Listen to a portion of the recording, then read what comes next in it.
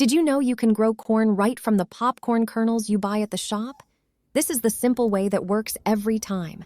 Take your popcorn kernels, soak them in plain water for a full 24 hours. This softens the outer shell so they sprout much easier.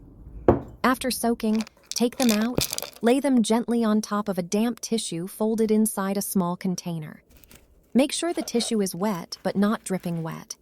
Pop the lid on or seal the whole container inside a freezer bag nice and tight. This keeps the moisture inside so you don't need to water it yet. Put it in a spot that gets bright, soft light. No hot, direct sun. In about 5 to 7 days, you will see little white roots and green shoots start to come out. Once the seedlings get strong with small leaves, carefully move each one into its own small pot with good potting mix. Keep the soil gently damp, never soaked. Give them 4 to 6 hours of sunlight each day. Slowly give more as they grow bigger.